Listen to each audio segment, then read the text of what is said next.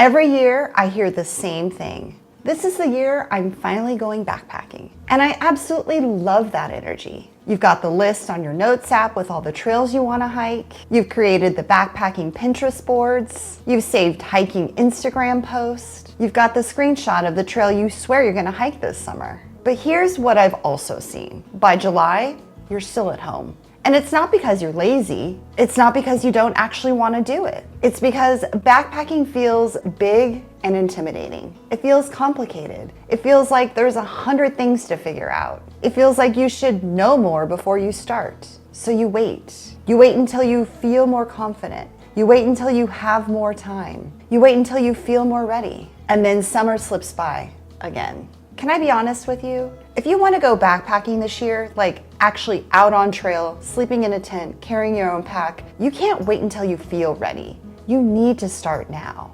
Confidence doesn't show up first. Taking action does. Every single time. If we haven't met yet, hi, I'm Kathleen, a food-motivated hiker, solo backpacker, backpacking coach for women, and the hungry hiker here on YouTube. In this video, I'm going to show you exactly what to do month by month so you don't have to wake up in September telling yourself, well, maybe I'll wait until next year to go backpacking. This year can be different. This year can finally be the year, but you have to start now. And before you roll your eyes at me saying, start now, hear me out. You're not the only one stuck here. This isn't just you. I see this happen every single year. I hear it on enrollment calls. I see it in my YouTube comments. I hear it from women inside my program before they've joined. This is the summer I'm finally going backpacking. And then suddenly, it's June. The warm weather is here, permits are gone, gear still feels confusing, confidence isn't there yet, or they just never actually started planning their trip. And just like that, the backpacking dream quietly moves to next year, again. We've all done this with something that's important to us. We wait for the perfect time, the perfect schedule, the perfect level of confidence. But confidence doesn't come from waiting. It comes from starting. So let's slow this down for a second and think about what you actually want. A quiet trail with no crowds, just you and your backpack, heading somewhere you've never thought you'd go alone, camping at an alpine lake up at the mountains. You want that feeling of capability, that feeling of, I did this and I got here on my own 2 feet.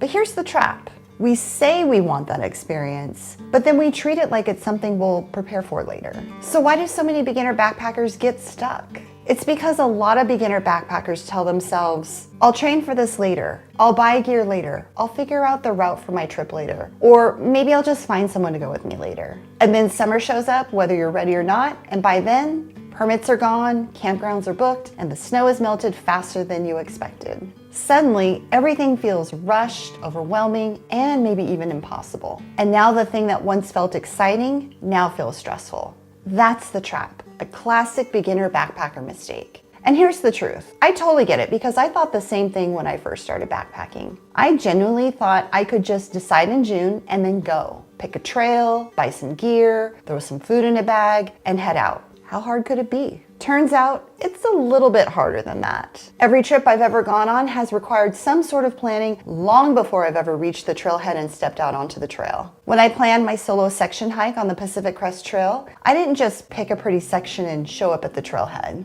Before I started planning my trip, I had to think about things like the time of year, snow levels, water crossings, daily mileage, water sources, campsites, transportation logistics, then food. How much would I need? Did I need a resupply strategy or would I carry everything? Then gear. What all did I need? Would it all fit in my pack? Did all of my gear work? Had I actually used it before? And then training. Could my body handle hiking all the miles with the weight I planned to carry in my pack? None of this was complicated, but it all took time. And then it hit me. Backpacking itself isn't the hard part. It's how prepared you are that determines whether you feel confident or are completely panicked at the trailhead. Every time I practiced packing my pack, every time I trained with weight in my pack, every time I tested a meal or filtered water, my fear got a little smaller. That's exactly what I see with the women I coach. The ones who start planning early, they go backpacking. The ones who wait, they feel rushed or they postpone their trip until next year. So why does starting now actually matter?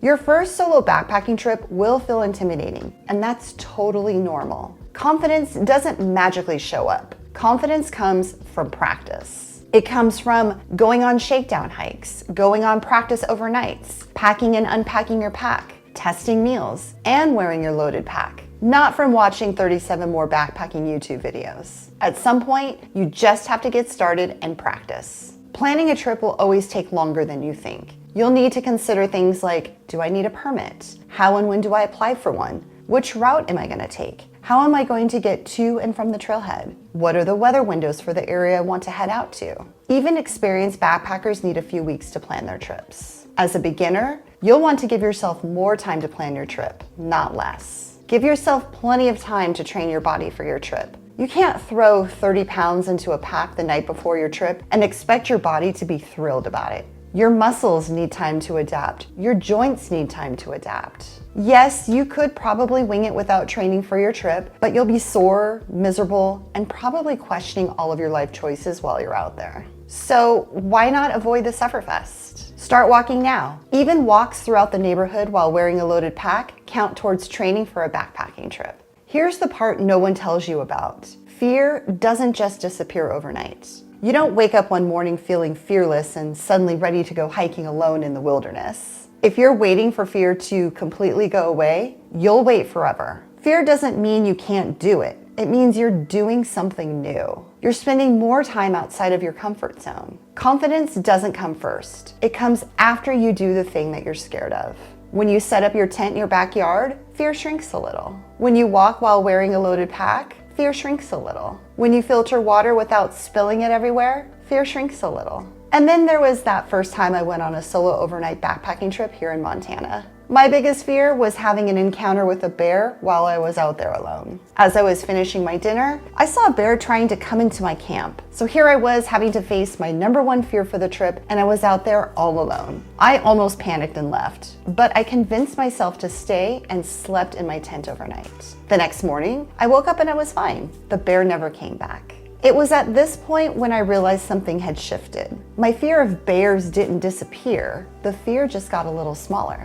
And that's how it works. Taking small steps to prepare yourself for whenever you might have to face your fears out on trail, and then repeating those steps over and over again until that whole process starts to feel more comfortable. That's how confident solo backpackers are built inside the confident solo female backpacker system. We don't make our fears disappear. We acknowledge them and prepare to have to face them while continuing to get ready for the trip anyway. Here's the best part. You don't have to figure this all out at once. If you take it step by step, month by month, preparing for your backpacking trip this summer can be a whole lot easier than you think. Here's the simple monthly timeline for you to follow. Starting now in March, start learning. Start walking with weight in your pack. Start researching destinations. Play with navigation apps. And start acting like someone who backpacks. In April, start putting together the gear you'll need for your trip. Then practice using it. Sleep in your tent in your backyard. Boil water in your stove. Filter water using your water filter. Go on short practice hikes wearing your loaded pack.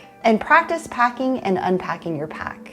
In May, go on a short overnight trip close to home. Choose a low-risk destination like car camping in an established campground. Then sleep alone in your tent and test all your gear. See what works, what doesn't, and what you would change for next time. And then adjust after your trip.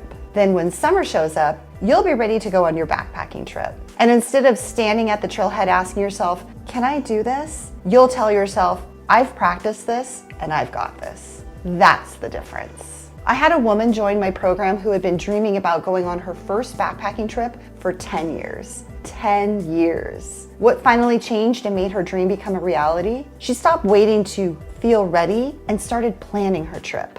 A few months later, when we were out on trail together, she looked at me and said, I can't believe I almost talked myself out of doing this. That's what starting does. So if going on your first backpacking trip this summer has been quietly living rent-free in the back of your mind, start now and start small. It doesn't have to be perfect. Those who take small steps now instead of waiting until summer's here are the ones who will be out on trail this year. If you want to figure out exactly where you are, what's holding you back, and what you can do next, grab my free solo backpacking readiness check, which I'll include a link for down in the description below. And if you want real structure, support, and accountability, book a free one-on-one call with me to learn more about my online backpacking program for women, the Confident Solo Female Backpacker System. Either way, consider this your sign to stop waiting and start planning that backpacking trip. The trail is waiting for you, and it's not going to hike itself. If you like this video and got some value out of it, make sure to hit the like button. Don't forget to subscribe to my YouTube channel for new videos each week and hit that bell icon to get notified each time new videos are posted.